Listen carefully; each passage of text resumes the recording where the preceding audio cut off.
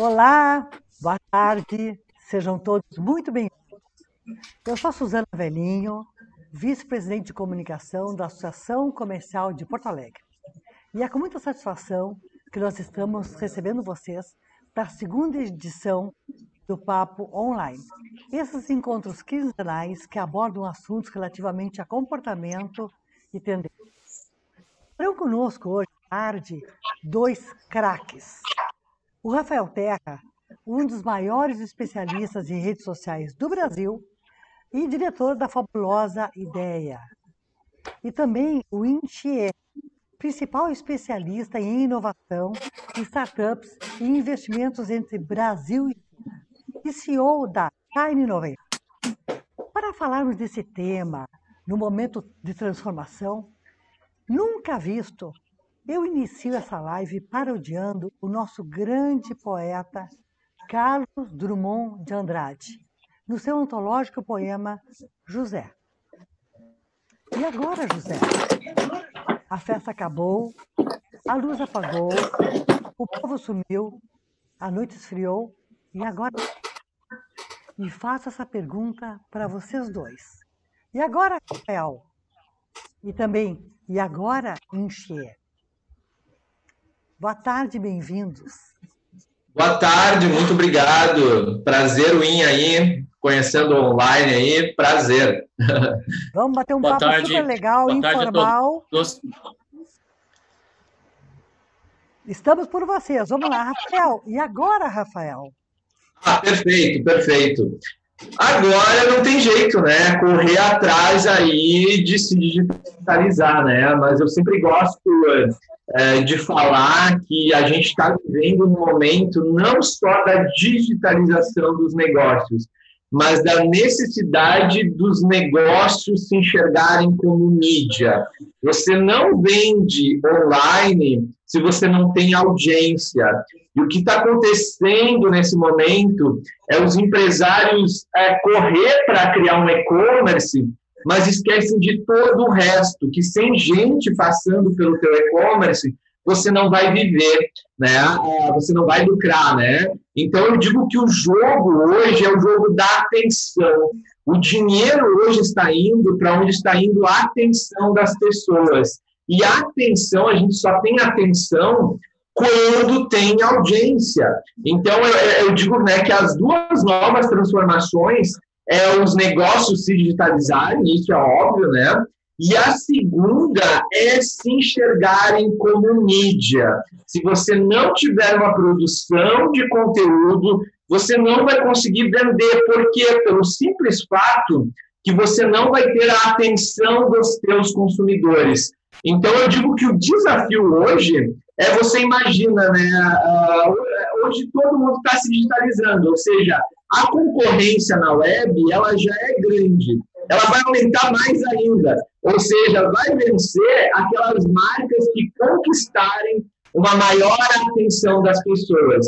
Não adianta você erguer seu e-commerce, você ter o melhor design, se você não investir em conquistar a atenção das pessoas. Então, eu digo que hoje a gente vive no momento da atenção. Ou as pessoas estão aqui conosco na live, ou elas estão no Instagram, ou elas estão no Netflix, ou elas estão comprando alguma coisa em algum e-commerce.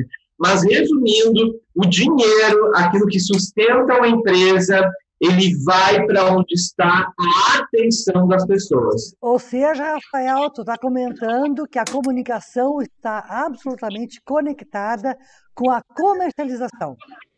Nossa, perfeito, perfeito. E aí é um fator muito interessante, né? Por quê?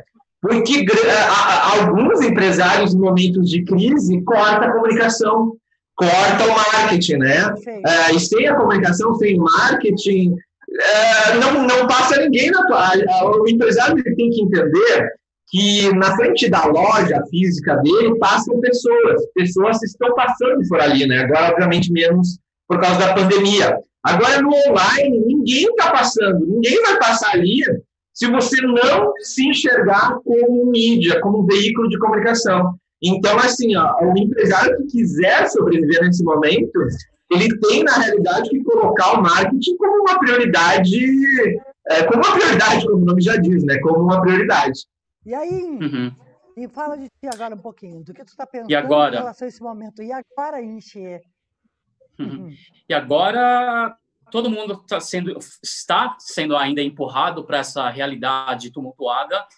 A gente está chamando muito de novo normal, mas o fato é que a gente não sabe o que vai ser esse novo normal. Ele está acontecendo, está numa transição. Provavelmente as coisas vão mudar ainda mais, e o que virá pela frente a gente ainda não tem muita certeza, porque ele pode ser mais intenso ou menos intenso. O digital de fato está presente.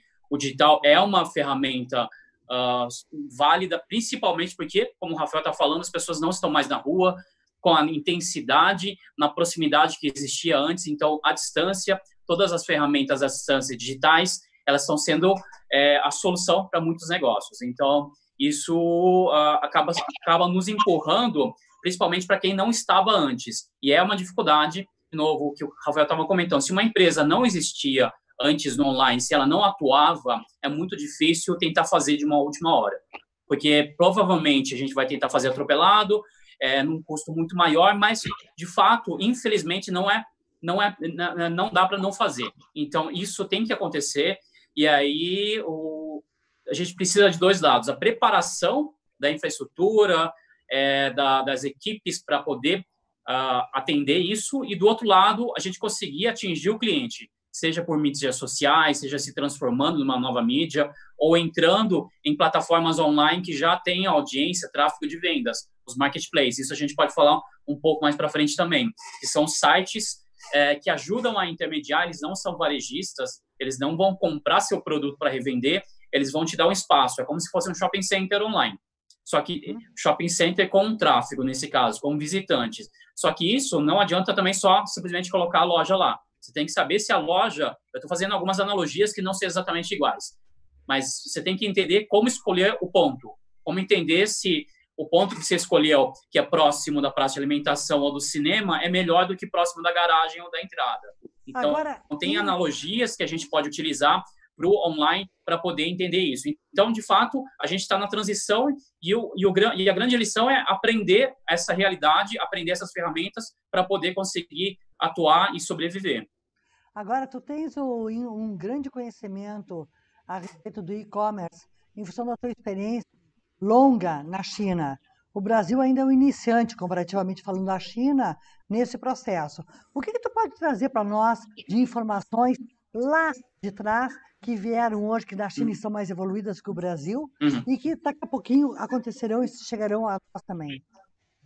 Legal, acho que tem um ponto importante. Assim, minha experiência, como você comentou, vem já lá de trás. Eu participei do startup do Submarino, lá em 99, que virou a B2W, fusão com americanos.com, enfim.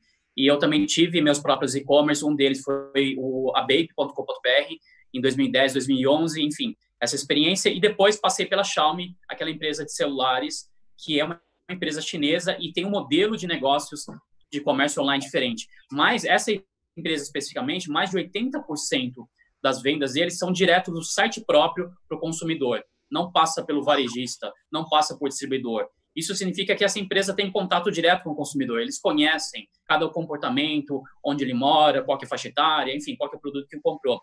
O que é muito difícil para uma marca de um produto de consumo. Normalmente a marca vende para o seu distribuidor, atacadista, que vende para o varejista e chega para o consumidor. Ou seja, essa cadeia toda quebra o elo da comunicação. A comunicação tradicional é unilateral. É uma empresa colocando no meio de comunicação de massa, ou mesmo no online, só que numa via só. Você dificilmente consegue absorver de volta. Então, esse tipo de empresa, que é um dos modelos que vem acontecendo bastante na China nos últimos anos, que é chamado direto ao consumidor, D2C, tem essa característica. Então, o comércio eletrônico, e é o que eu sempre costumo falar, o comércio eletrônico, no início, ele surgiu como um canal de vendas, simplesmente. A gente tem um canal offline das lojas, telemarketing, televendas, venda direta, enfim. Ele surgiu como mais um canal. Só que o fato dele ser mídia também, ele ser meio, ele permite também outras formas de fazer negócio, não só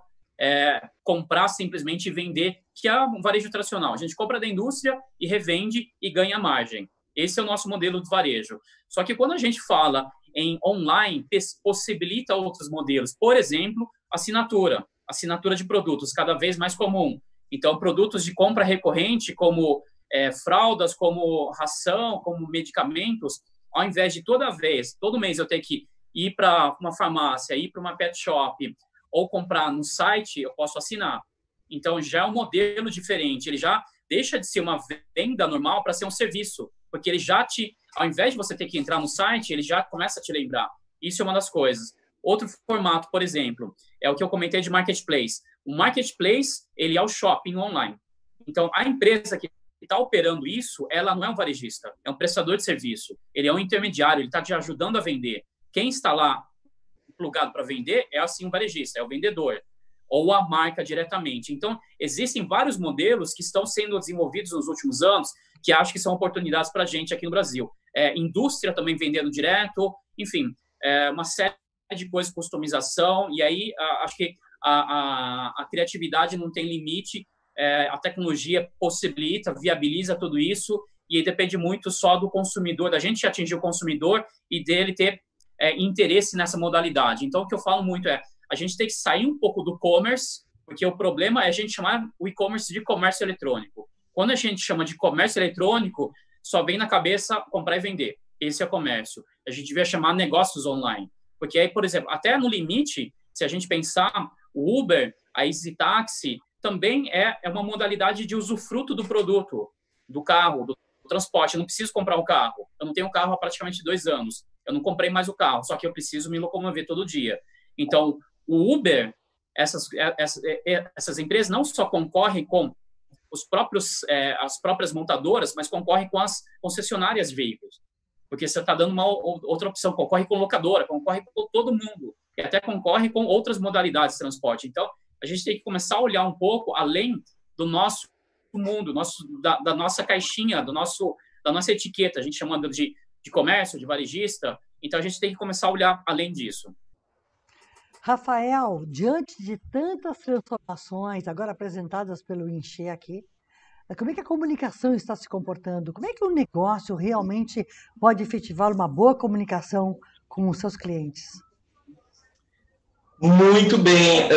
Até pegando o gancho na fala do In, né, é justamente o que ele falou, do produto que vira serviço. E daí é justamente a marca, a empresa, ela perceber que ela não vende só produto, ela vende todo um conhecimento em torno daquele produto. O grande erro das marcas é enxergarem, principalmente as redes sociais, que é o meu core business principal, né, como catálogo. Rede social não é um catálogo para te ficar simplesmente colocando produto, né? Eu digo que a gente tem que engajar para vender. Então, se, por exemplo, você vende xícaras, mas você não vende só xícara, você vende o café que está dentro dessa xícara, tu vende o lifestyle de pessoas que amam café, tu vende vários outros atributos de marcas além do produto. E hoje existem vários tipos de segmentações de anúncios que a gente consegue segmentar um anúncio, por exemplo, para pessoas que se engajaram com o teu conteúdo. Então, eu sempre digo, a melhor forma de você vender é primeiro você engajar. Engaje gente engajada. É mais fácil eu falar com pessoas que já me conhecem, já estão engajadas comigo, do que eu sair ali na rua gritando um produto que ninguém ouviu falar daquele produto e da minha marca, né? Então, a comunicação, ela entra muito nessa onda de olhar aquilo que o empresário, que a empresa, enfim, vende e transformar aquilo em conteúdo. Porque é o conteúdo que vai gerar um engajamento, e daí você vai vender para essas pessoas que se engajaram, né? Agora, daí, o grande lance é o quê? É uma coisa até, entre aspas, antiga, né? Mas que ainda super funciona, que é a velha pesquisa de mercado. Eu tenho que saber quem é que compra o meu produto. O Inha ali falou das fraldas, né? Quem compra fralda, obviamente, são mamães com filhos, né? Você tem que enxergar quem são essas mães. Elas trabalham fora, elas estão em casa. Como você vai ser relevante para essas mães? A gente sempre tem que pensar no comportamento. Quando a marca ela pensa no marketing em cima do comportamento, ela é assertiva. Porque daquela mãe ali que o Win citou que compra fraldas, né? ela não vai seguir a marca só para lembrar quando tem que comprar fralda. Ela vai seguir a marca porque a marca é muito legal, porque a marca cada dia posta um vídeo bacana. É praticamente aquilo que a gente até comentou no começo, a marca ela vira entretenimento. Quando a marca vira entretenimento, ela tem a atenção das pessoas. Quando ela tem a atenção das pessoas, ela vende mais. Então, eu diria aí que todo mundo, né, que está nesse momento, ou seja, todo mundo, né, principalmente os empresários, voltar um pouquinho no marketing, né, estudar o seu consumidor, o seu consumidor lá, com o que ele se engaja, quais são os valores dele, né? É nesse ambiente que você tem que entrar, porque o principal erro mesmo, as marcas enxergarem o digital, principalmente as redes sociais, né, que é o assunto que eu domino, como catálogo. É o meu Instagram, eu vou aí cheio de produto ali. De novo, gente, ninguém compra jornal para ler publicidade. A gente compra jornal para ler notícia. Ninguém acessa um site, a não ser site de e-commerce, obviamente, né, para ler publicidade. A gente quer ver conteúdo. Então, tu tens que transformar a tua marca numa produtora de conteúdo, mas uma produtora de conteúdo sempre focada no outro, no interesse do outro. É o que eu costumo dizer de não ser uma marca egocêntrica, uma marca que só fala de si. A gente está falando isso, a gente está falando aquilo, a gente está fazendo isso, aquilo. Tu tem que mudar o mindset e olhar lá para o teu consumidor. Eu sempre brinco, né, que o ser humano, isso não é uma coisa ruim, o ser humano ele é movido por interesse. As pessoas que estão nos assistindo aqui é porque elas têm interesse em aprender sobre isso, né? É por interesse que eu sigo ou não uma marca nas redes sociais. Se a marca ela só coloca produto, não vai me gerar um interesse profundo, né? Então, eu diria que tudo começa com pesquisa de mercado. E até isso o digital nos ajuda muito. Por quê? Porque eu posso lá criar um Google Docs, né, com uma pesquisa de mercado e fazer aí uma ativação em cima disso, né? Inclusive, eu sempre brinco, né, que hoje, como antigamente, a gente compra primeiro por indicação, né?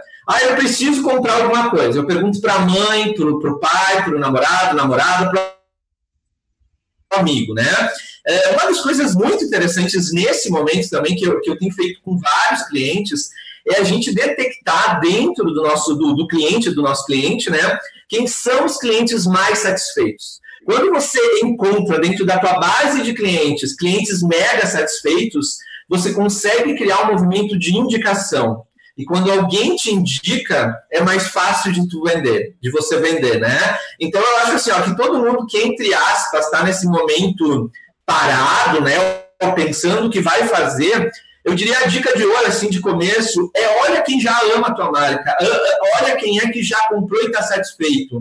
Essas pessoas, elas vão ser as pessoas que vão te ajudar a vender mais. Porque ainda o maior marketing é o marketing indicação, é o marketing... porque a gente confia no outro, né? A gente confia no outro. Então, resumindo, se a gente começar a pensar, tudo volta para o comportamento humano, né? Para o comportamento humano. É isso mesmo. Agora, tem uma coisa muito interessante, né? Que eu fico reparando, eu que atuo na área de comunicação há muitos anos, eu reparo o seguinte, e acho que é importante a gente enfatizar um pouco esse tema também. Repare o seguinte, o que está variando são as formas de comunicação. Mas o que não varia é a comunicação, é a intenção do relacionamento, a atitude do relacionamento em si. E eu acho que é bom também frisar que as antigas formas, que a gente chama assim de offline, permanecem sendo válidas. Ou seja, eu costumo dizer que nada substitui o olho no olho. Na minha visão, tanto o e-commerce quanto a mídia social, elas servem para nutrir, para complementar o comportamento humano. Agora, o fundamental é fazer a relação, que o Rafael fala de engajamento. Eu transformaria essa palavra em relacionamento, né? E eu queria perguntar para vocês uma coisa que sempre me instiga, sobre como é que e aí eu acho que o Wim pode nos explicar também sobre isso, e o Rafael também pode complementar. Como é que foi o início do e-commerce? Iniciou aonde, em que tempo e por quê, mais ou menos? Uhum. Legal. O e-commerce, como eu comentei aquela hora, no início era muito encarado como como mais um canal de vendas.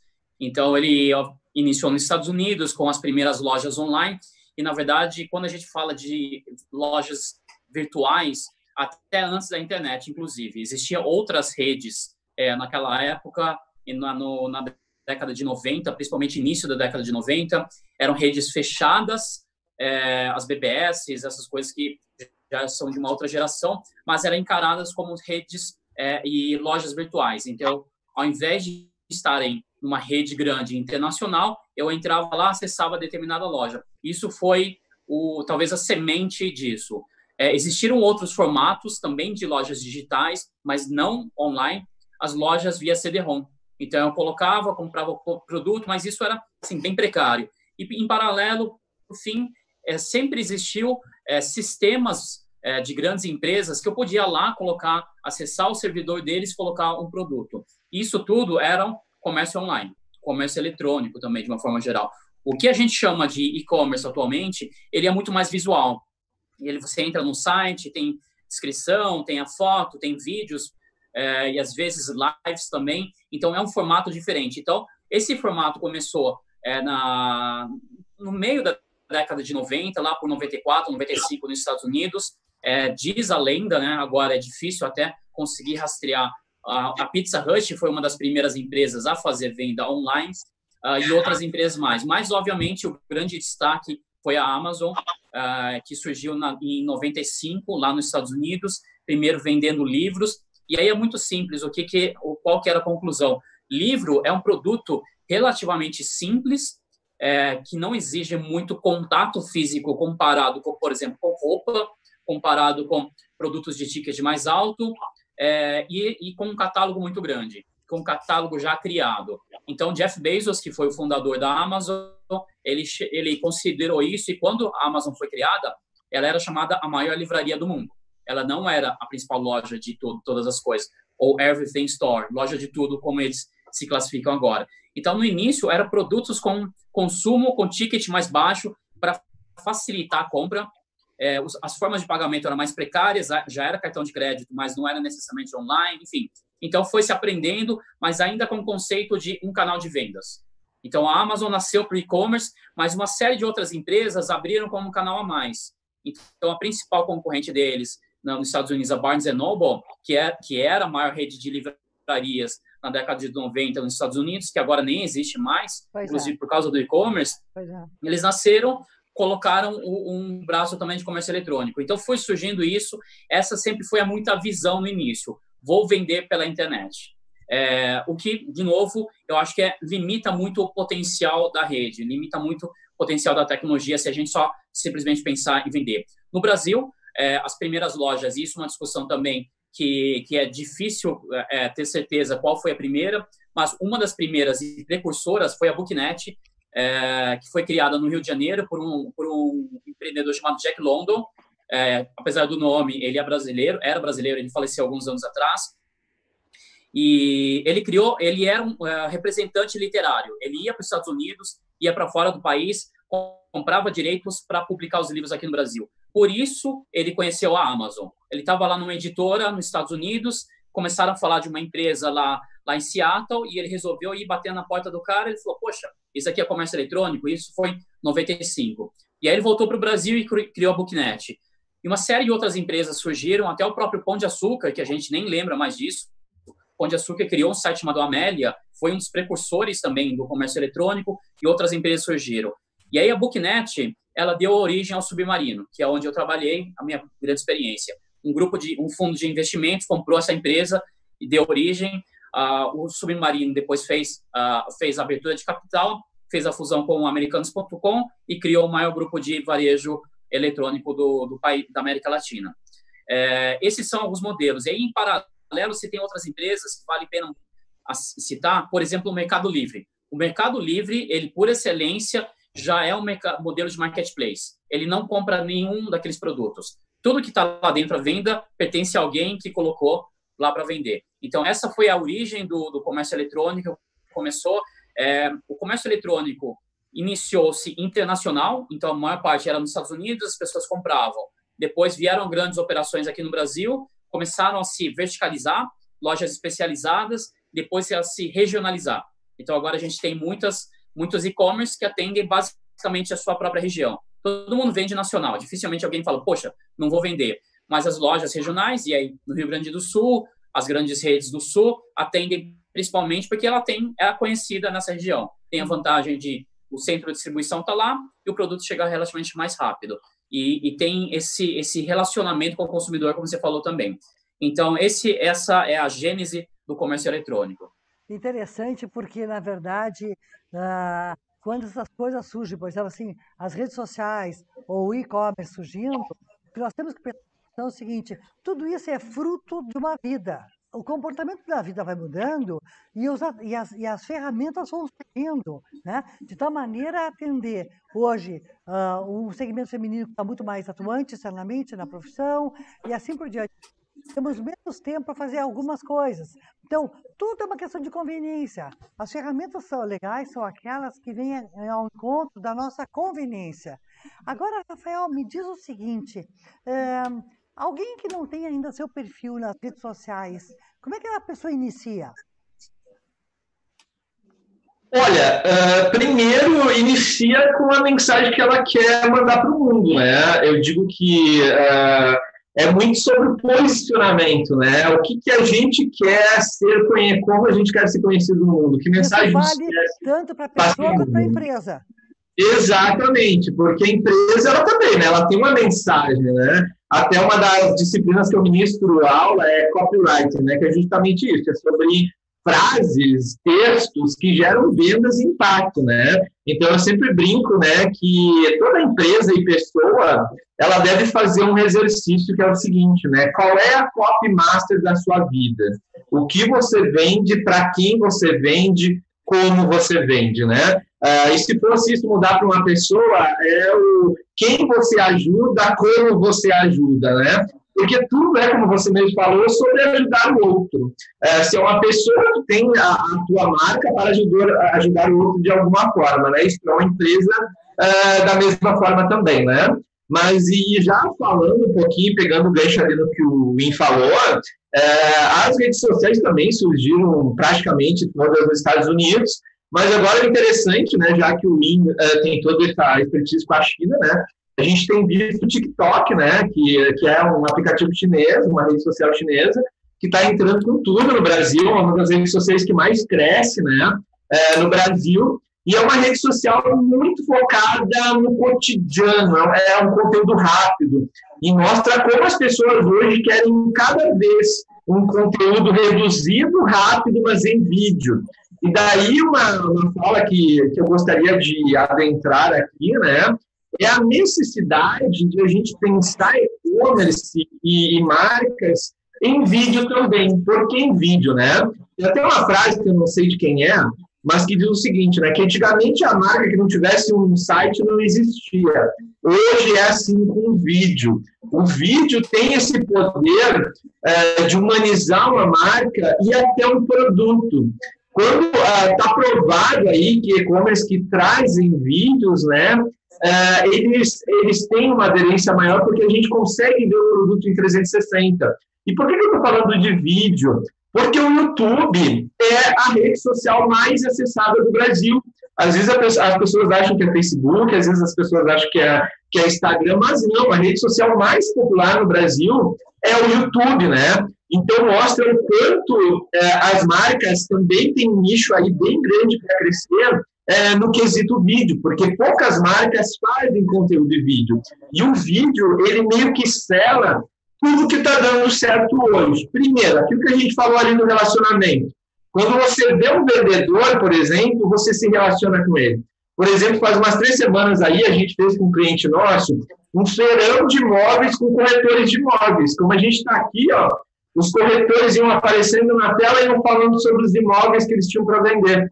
Ou seja, né, tudo que é pessoal em um vídeo gera um impacto maior, né? Então, hoje, se a gente pudesse dizer, nossa, o que está dando certo nas redes sociais é conteúdo em vídeo, é conteúdo de vídeo. A própria Netflix aí, né, enfim, não é uma rede social, mas é como se fosse praticamente, né? Todo mundo tem acesso. E daí, para finalizar esse assunto aí, abrir para outro, Eu levantar um pouco a autoestima aí dos brasileiros, não sei se o Ian concorda comigo, mas o Brasil, em termos de marketing digital, está muito bem, muito bem. Já fiz curso no Japão, nos Estados Unidos, e quando a gente fala de estratégia de marketing digital, de ferramentas de marketing digital, o Brasil está muito bem. A gente tem ferramentas como a própria Hotmart, que é uma ferramenta que eu utilizo, que é de AD, né? A Hotmart hoje está praticamente em todos os continentes,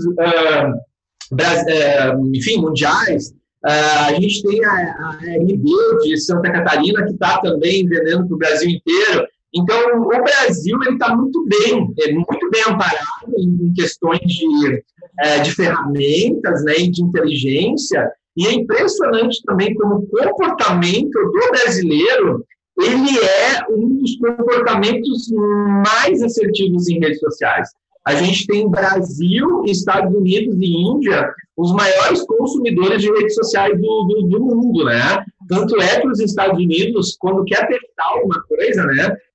O Mark Zuckerberg quer testar um recurso novo. Ele sempre testa Estados Unidos e Brasil, é impressionante. Ele está testando agora, inclusive, o IGTV, que é um formato de vídeo no Instagram. Ele lançou isso ontem, né? Que agora a gente pode ganhar dinheiro com os nossos vídeos dentro do IGTV. E o primeiro país que ele testou foi nós, os brasileiros, né? Então, eu diria que, enfim, a gente está muito bem amparado, sabe? Eu acho que o que está faltando, talvez, é o empresário acordar para isso.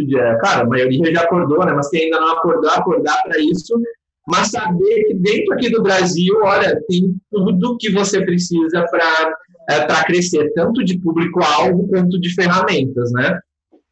E me fala o seguinte, agora, Legal, do Rafael, eu queria te perguntar uma coisa. O Rafael diz que realmente o que está mais funcionando são os vídeos.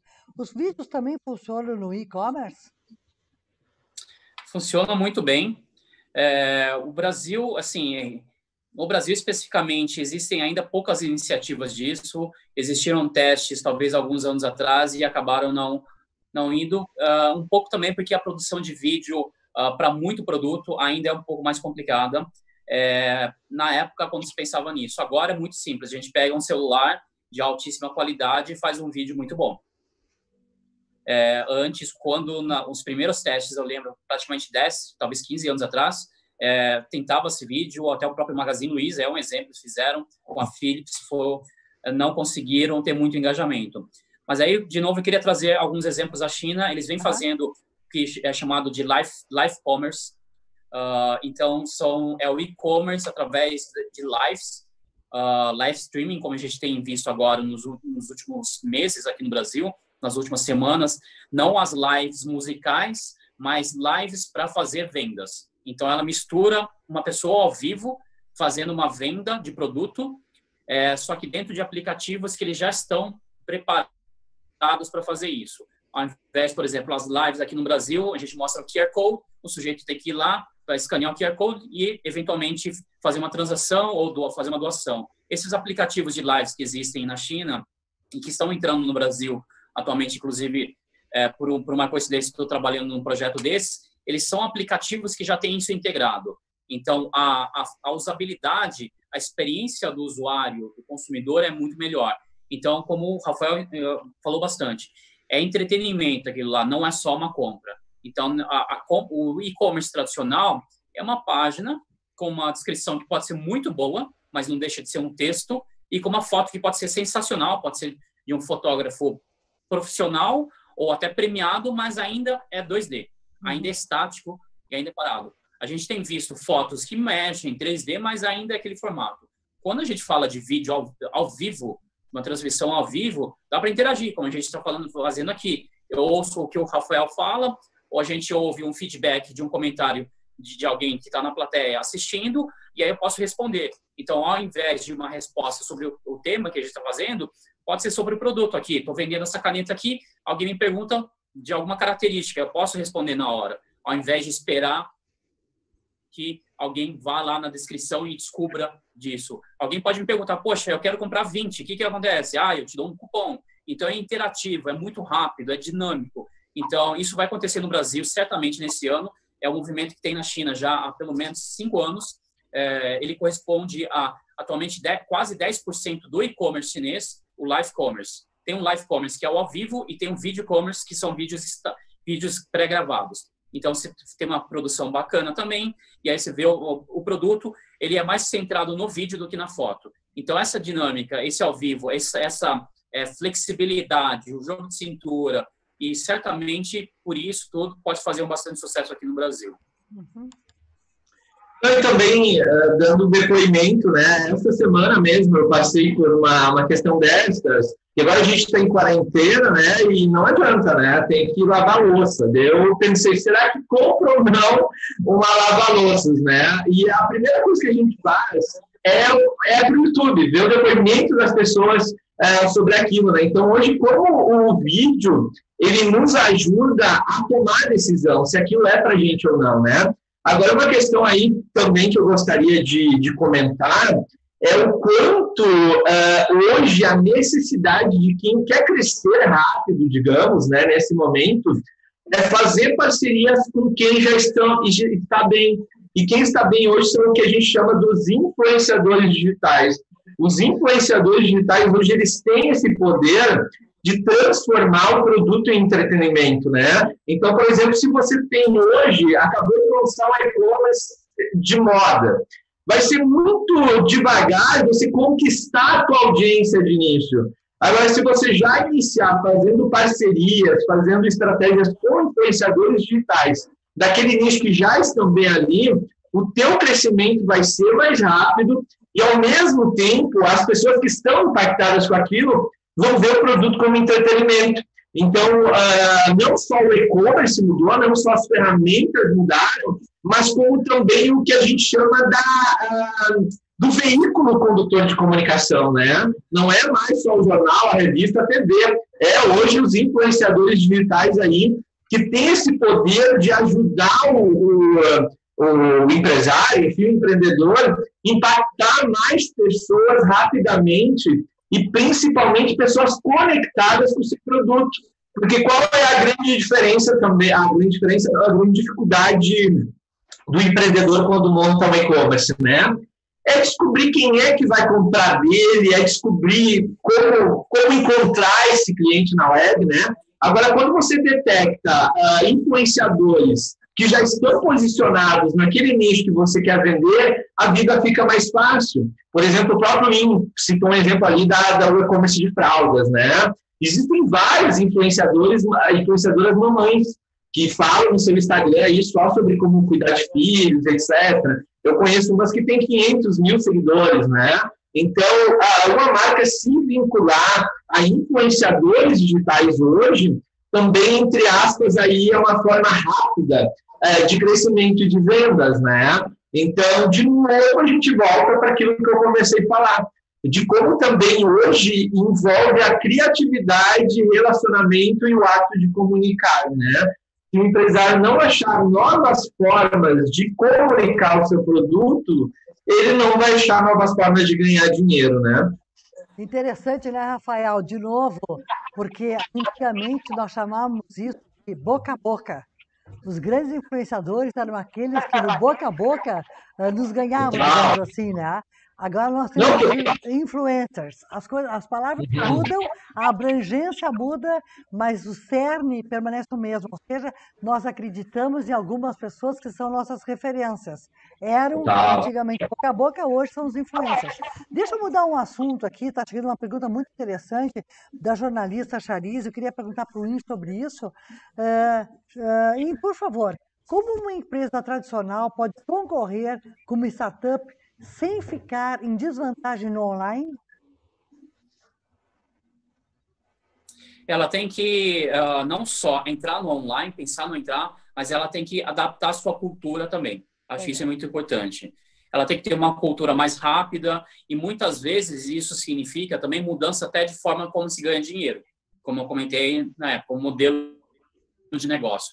Então, a empresa, de novo, a empresa que eu trabalhei antes, a Xiaomi, ela se posiciona, teve uma época que ela falava claramente que o produto principal dela, o smartphone, podia ser dado de graça para o consumidor, porque a margem de lucro dela não vinha só da venda do aparelho, vinha do relacionamento com o consumidor. A empresa tem mais de mil SKUs, 1.000 produtos. Então, ela quer não só que o cliente compre o celular é a ponta de lança. Então, ele entra, o consumidor começa a se utilizar, o celular, ele é o carrinho de compras, porque ele acessa a internet, acessa o e-commerce, então tem uma série de coisas.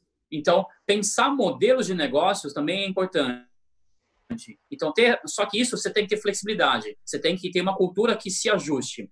É mais do que talvez a gente vem falando muito de cultura digital, cultura de startup, é uma cultura de aprendizado, é uma cultura que está aberta a mudanças. Pode ser que a gente está vivendo o digital agora, daqui a 10 anos vai ser uma outra coisa, talvez. Eu não sei o quê.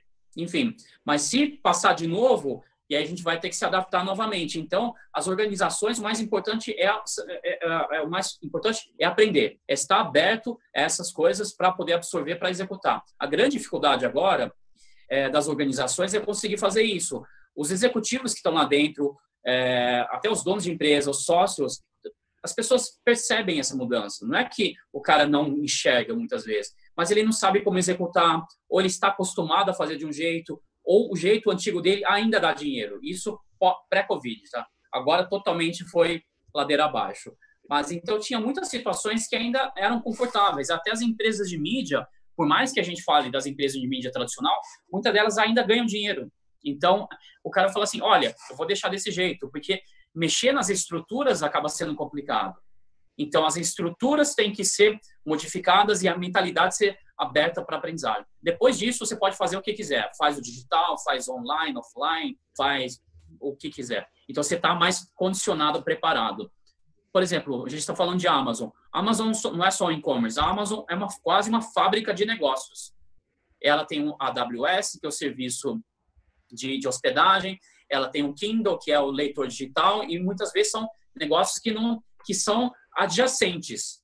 E aí, alguém começou a desenvolver isso. Depois eles foram para o supermercado offline. Então, se você pensar bem, é quase uma fábrica de negócios. Mas ela consegue fazer isso porque ela tem uma estrutura e tem uma mentalidade aberta para ir para um setor completamente diferente. Ou se aventurar por coisas que talvez eles não conheçam tanto, não têm domínio, mas enxergam como grande possibilidade. Cada vez mais agora indo para o setor de saúde. A Apple também é muito parecida nisso. Empresas chinesas de tecnologia são exatamente nesse modelo. Então, estamos aprendendo, abertos a novas possibilidades, e quando a gente precisar entrar num outro setor, a gente tem toda a abertura. Eu não vou ter bloqueio para fazer isso, porque a minha estrutura, meus executivos, meus funcionários e tudo mais que eu preciso dentro da empresa está preparado para fazer essa mudança. É interessante esse ponto que tu falas, eu concordo plenamente com ele. Eu acho que o grande desafio do nosso momento é a abertura, reanalisar o comportamento e saber quais todas as formas que estão disponíveis e como é que nós podemos utilizar diversas ferramentas ou para a nossa vida ou para a nossa empresa, né? Mas, fundamentalmente, o que me parece, eu acho que o mundo das startups também vem ao encontro disso, é que hoje existe uma democratização, uma flexibilização no comportamento, onde o erro é mais permitido, onde a tentativa é bem aceita, onde o olhar de todos os lados também passa a ser alguma coisa inexorável, para que a gente possa reavaliar o nosso modelo de vida, comportamental, pessoalmente falando, ou das nossas empresas também. Eu queria perguntar um assunto para o Rafael, uma pergunta que é recorrente entre nós aqui.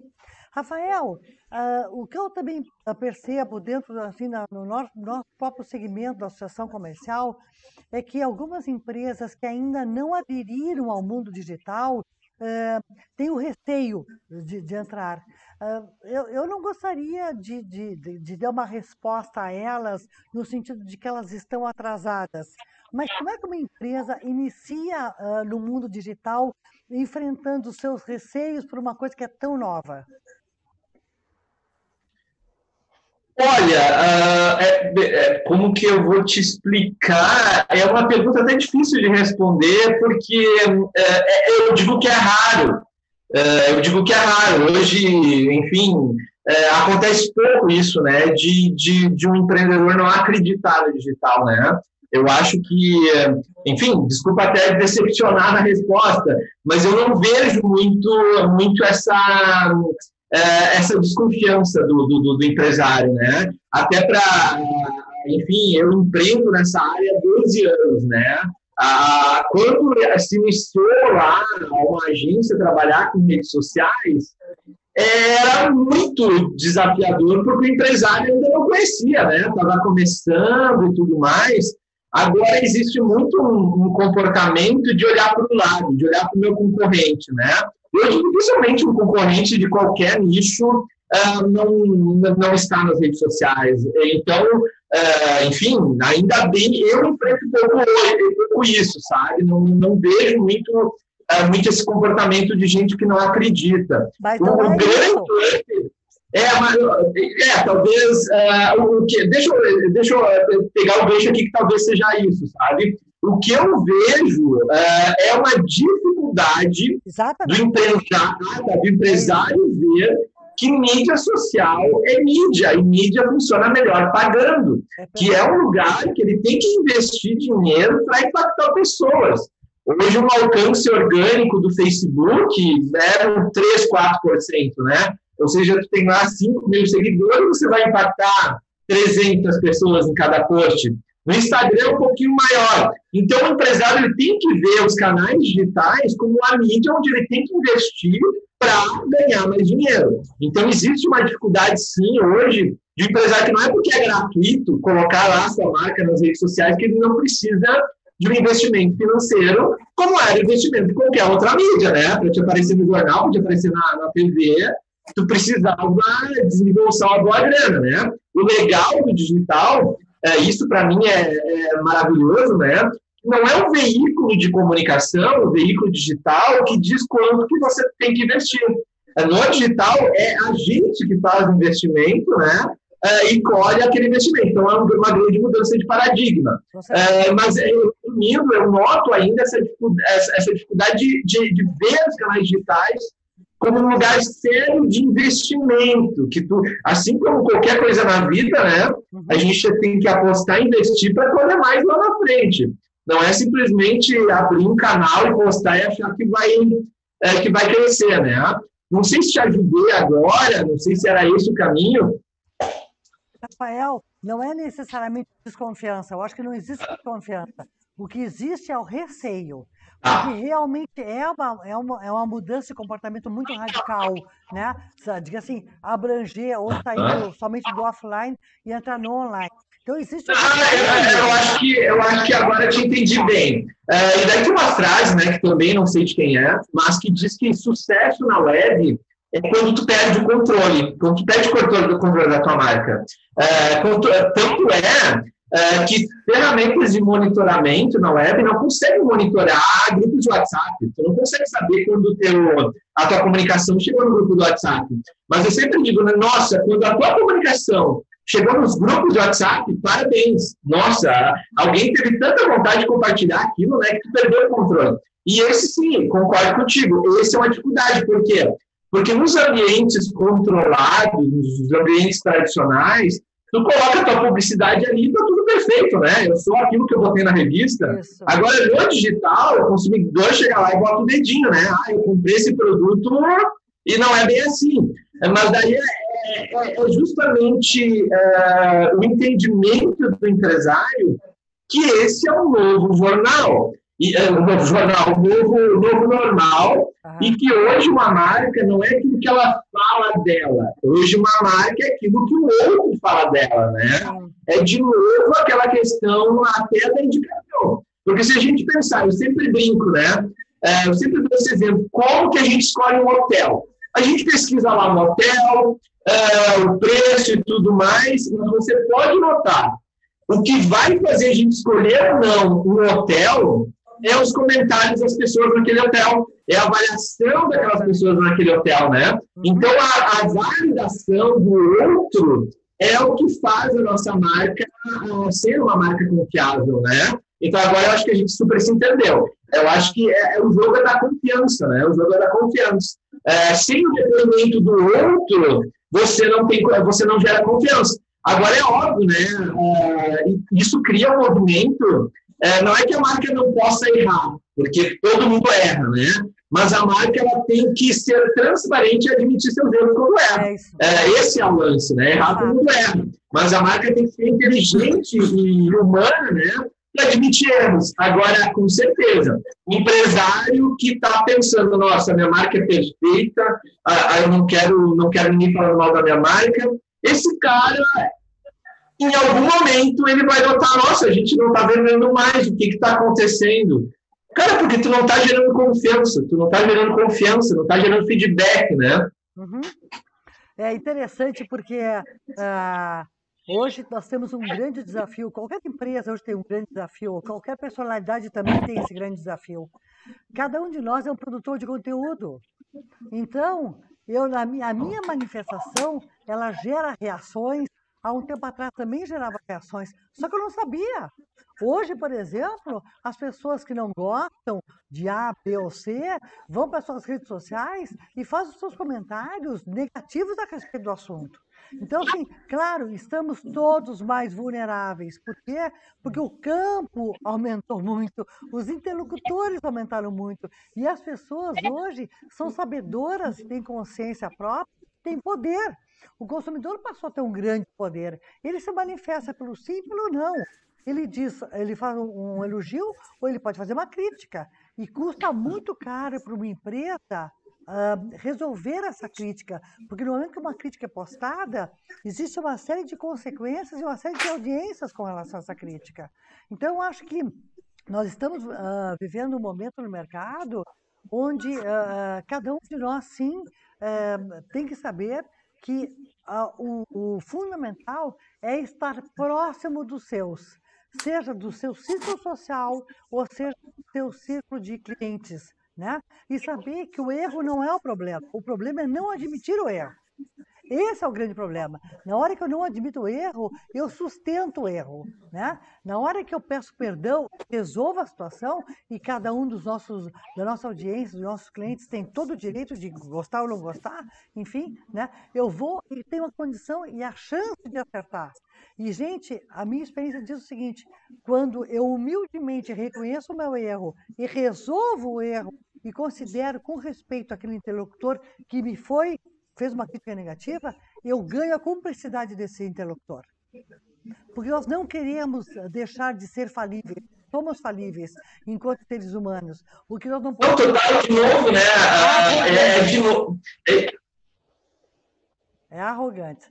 Nós estamos nos encaminhando para o final. E eu queria... Não, de novo, sobre confiança, né? Sobre confiança. Exatamente isso. É confiança, relacionamento, respeito e tal. E eu queria pedir para vocês dois, eu sei que eu vou fazer uma pergunta um pouco mais complicada, até porque nós falamos um pouquinho sobre isso já. Mas me diga uma coisa, aí na opinião, primeiro do Inho, depois do Rafael. Na opinião de vocês, qual o futuro dos negócios no online?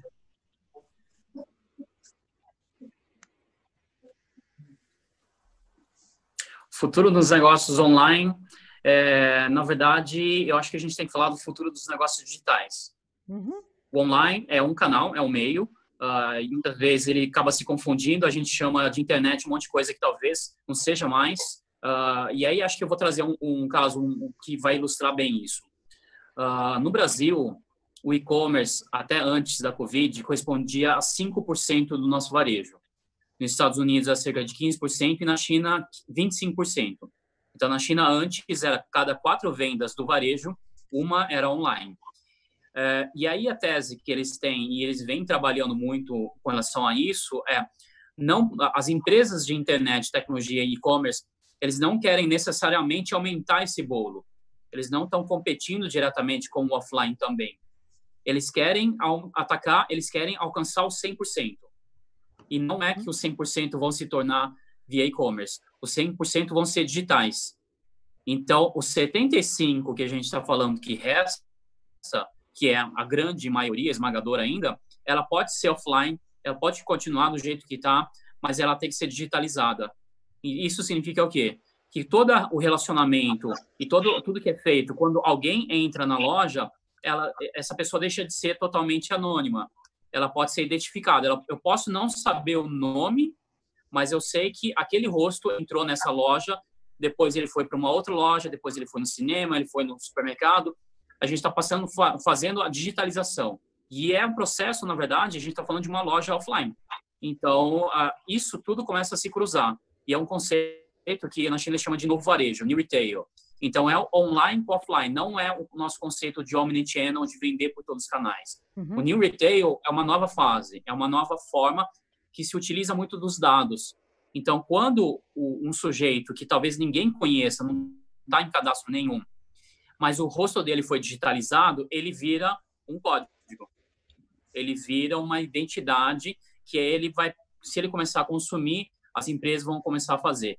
Então, acho que o futuro passa muito por isso, passa basicamente pela utilização de dados. Os dados significam captura de informações, captura de interesses, comportamentos, e essas informações vão ser utilizadas tanto para melhorar as vendas, como inclusive para transformar os produtos. O que se passa nisso, o que é super importante? Os produtos são desenvolvidos até agora de uma forma tradicional. A empresa, o departamento de produto, de pesquisa, faz uma pesquisa, a pesquisa de mercado, e através de insights coloca tudo no mercado. Nas plataformas online, a gente captura o interesse e o comportamento do consumidor e traz esses dados para desenvolver novos produtos. Então, os canais de venda, as formas de comercialização estão mudando. Então, não é só a indústria empurrando pelo canal de vendas para chegar no consumidor. Os consumidores estão mudando também, e as grandes plataformas, os e-commerce, os players que conseguem agregar dados vão ajudar nisso para transformar toda a indústria. E tudo isso vai passar por digitalização, não é só online. Então, a transformação digital é digital, não é só na internet. Inclusive, pode ter, no limite, uma loja que não é online. Ela está fora da internet, mas ela está digital. Rafael, 1 minutinho para tu responder eles, por favor. Perfeito. Então, vou resumir em 3 palavrinhas, né? Que é humanizado, segmentado e, obviamente, com entretenimento. Humanizado, porque a pessoa ela tem que se sentir ali confiante e representada naquilo, ou seja, a marca tem que ter uma voz. Segmentado, o Min acabou de falar, né? Dados.